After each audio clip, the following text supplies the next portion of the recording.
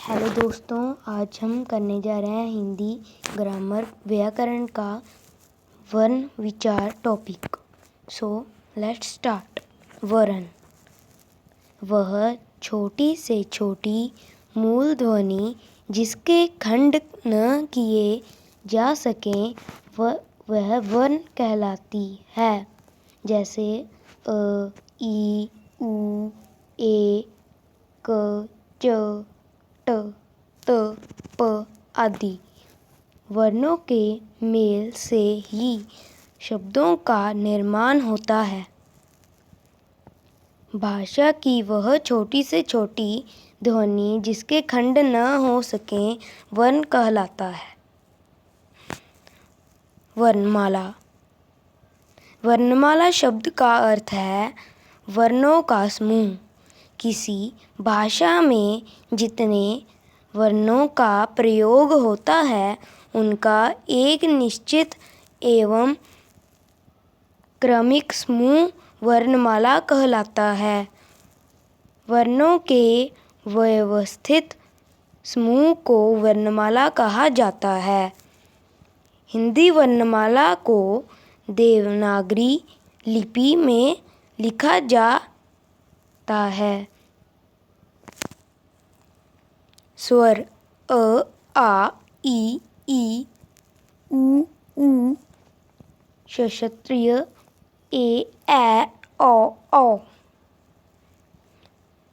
व्यंजन क वर्ग क, ख, ग, ढ, च वर्ग च, छ, ज, छ, ट वर्ग ट, ठ, ड, फ, न और भी बहुत आप इसमें देख सकते हैं।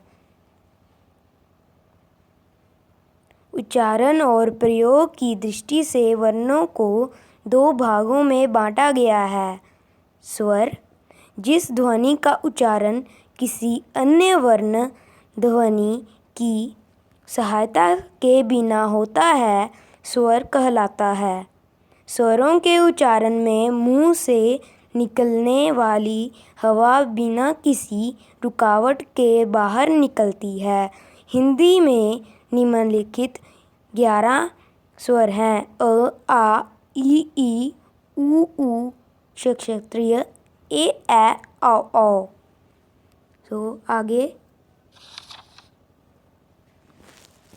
स्वरों के निम्नलिखित 3 भेद: स्वर, ह्रस्वर, दीर्घ स्वर, प्लुत स्वर।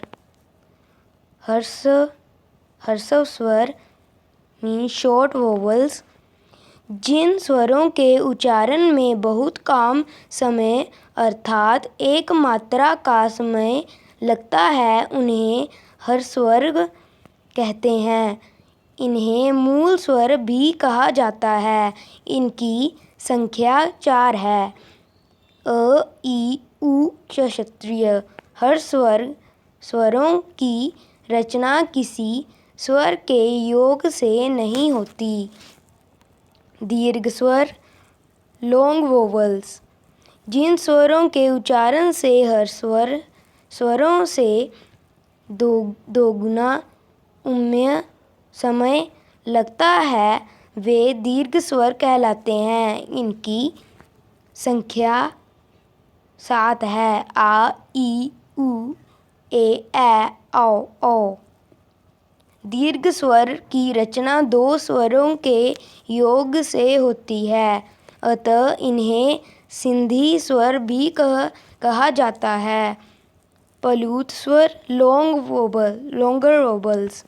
जिन स्वरों के उच्चारण से ह्रस्व स्वर से लगभग 3 गुना समय लगता है वे प्लुत स्वर कहलाते हैं।